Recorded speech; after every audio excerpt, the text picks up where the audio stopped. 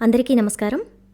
అవధానుల విజయలక్ష్మి గారు రాసిన మంగపతి డజనున్నర మినపట్లు 6వ భాగంలోకి వెళ్ళిపోదాం. సినిమా టికెట్లు దొరకలేదని చెల్లెమ్మ తిరిగి వచ్చేస్తే మంగపతి ఏం చేయాలో ఆలోచించు అని తనని తానే హెచ్చరించుకున్నాడు. ఒకవేళ సినిమా టికెట్లు దొరకలేదని పక్కింటి చెల్లెమ్మ తిరిగొచ్చేస్తే తను పప్పు రుబ్బడం చూస్తే పనిలో పనిగా అట్లతద్ది నోము కూడా పట్టానని చెప్పాలి. మగవాళ్ల అట్లతద్ది నోము గురించి తను ఉత్తరప్రదేశ్ వెళ్ళినప్పుడు తెలుసుకున్నానని చెప్పాలి.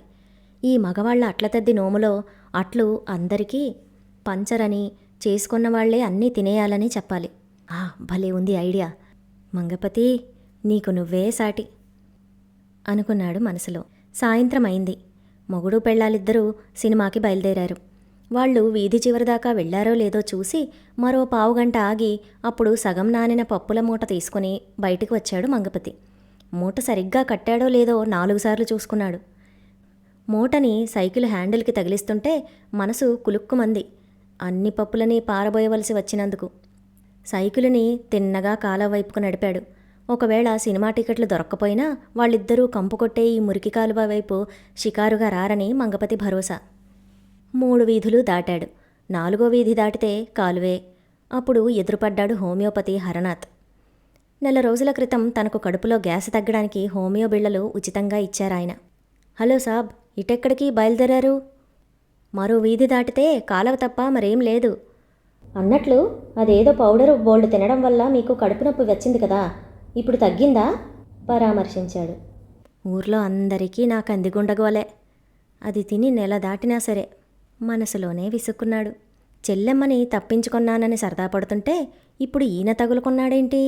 కర్మ. పెనం నుంచి పొయ్యిలో పడినట్లయింది. మనసులోనే బాదుకున్నాడు. మంగపతి సాబ్, సైకిల్కి ఆ మూట తగిలించారేమిటి? ఆరా తీశాడు బెంగాలీ బాబు హోమియోపతి హరనాథ్. అది మాకు మత్స్య శనివారం అని ఒక పండుగ ఉందిలేండి. ఈరోజే పండుగ. ఈరోజు చేపలకి పూజ చేస్తాం. చేపలకి పూజ చేస్తారా? మేమైతే చేపలను హాయిగా తినేస్తాం. చెప్పండి ఏం చేస్తారో? ఆశ్చర్యంగా ఉత్సాహంగా అడిగాడు హరనాథ్. మత్స్య శనివారం అంటే ఆ రోజు విష్ణుమూర్తి మత్స్యావతారం ఎత్తిన రోజు అన్నమాట. ఆ రోజు పొద్దున్నే ఒక చేప బొమ్మను తయారు చేసి పూజ చేస్తాం. నానబెట్టిన మినప్పప్పుని, బియ్యాన్ని నైవేద్యంగా పెడతాం.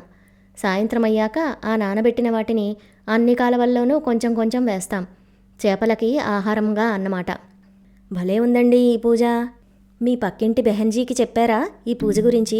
ఆవిడికి ఇటువంటివంటే భలే సరదా.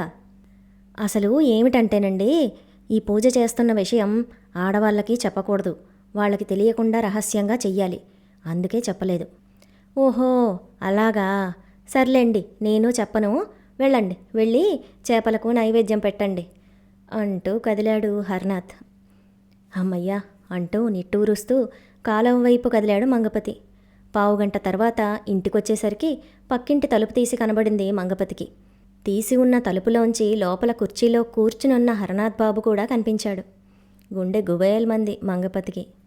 కానీ అదృష్టవశాత్తు హరనాథ్ బాబు అటు తిరిగి కూర్చుని ఎవరితోనో మాట్లాడుతున్నాడు. తనని చూడలేదు. గబగబా తన ఇంటివైపు నడిచి చప్పుడు కాకుండా తాళం తీశాడు మంగపతి. లోపలికెళ్ళి గడియ పెట్టుకుని ఆలోచనలో పడ్డాడు.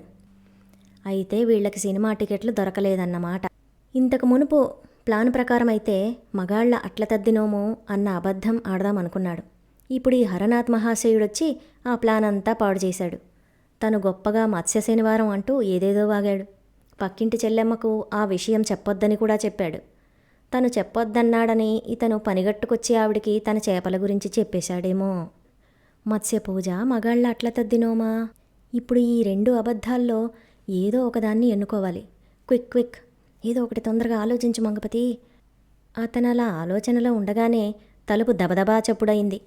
అదిరే గుండెలతో తలుపు తీశాడు మంగపతి. ఎదురుగా హరనాథ్ మహాశయుడు. కీ బాబు మోషాయ్, చేపలన్నిటికీ ఆహారం వేయడం అయిపోయిందా? విశాలంగా నవ్వుతూ అడిగాడు హరనాథ్ బాబు. అయిపోయిందండి. మళ్ళా నా నెత్తిమీదకెందుకు తగలడ్డావురా తండ్రి? నవ్వు తెచ్చుకుంటూ అనుకున్నాడు. అన్నట్లు మీ కడుపు నొప్పి తగ్గిందా? కర్మ, ఈయన నా కడుపు నొప్పి మీద పడ్డాడేమిటి? మనసులోనే తలపట్టుకున్నాడు మంగపతి.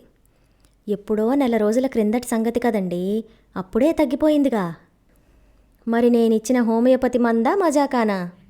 హెహెహె, అవునండి, మంచి మంది ఇచ్చారు. హిహిహి, మరి మరి నాంచడం మొదలుపెట్టాడు హరనాథ్ బాబు. ఏమిటి సాబ్, మొహమాట పడకుండా చెప్పండి. నీ మొహంలాగే ఉంది నీ మొహమాటం కూడాను అని మనసులో అనుకున్నాడు. మరే, ఇందాక రోడ్డు మీద అడిగితే బాగోదని అడగలేదు. నా కన్సల్టేషన్ ఫీజు మందుల డబ్బు ఇచ్చేస్తే వెళ్ళిపోతాను. నేను పిలవకుండానే పనిగట్టుకొనొచ్చి ఓ చిన్న పొట్లాం చేతిలో పెట్టినందుకు నీకు కన్సల్టేషన్ ఫీజా? హోరి నీ కక్కుర్తి దొంగలదోలా మనసులోనే నుదురు బాదుకొన్నాడు మంగపతి. ఎంత ఇవ్వాలండి? మర్యాద నటిస్తూ అడిగాడు.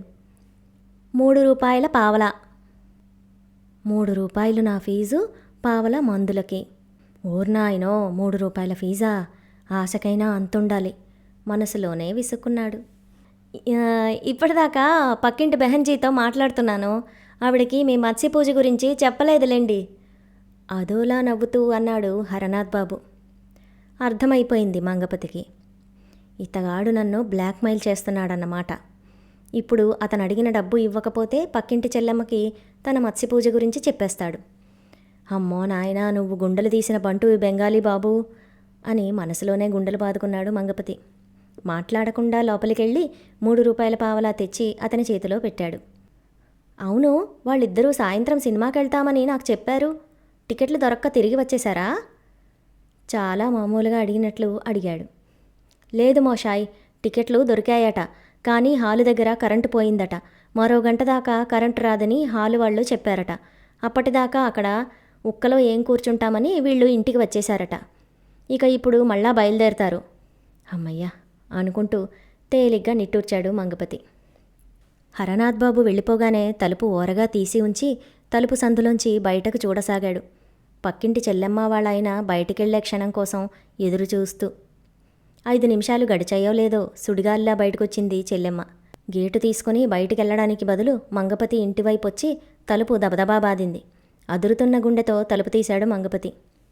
అన్నయ్య గారూ, మీరు చేసిన పని ఏమీ బాగాలేదు. నేను మీ మీద ఎంత నమ్మకం పెట్టుకున్నానో, మీరేమో ఇలా చేశారు ఆయాసపడుతూ అంది. తెల్లబోయి చూస్తూ ఉండిపోయాడు మంగపతి. అదండి ఇవాల్టి కథ. ఈ కథ మీకు నచ్చిందా? అయితే లైక్ చేసి, సబ్స్క్రైబ్ చేసి, పక్కనే ఉన్న బెల్ ఐకాన్ను క్లిక్ చేయండి.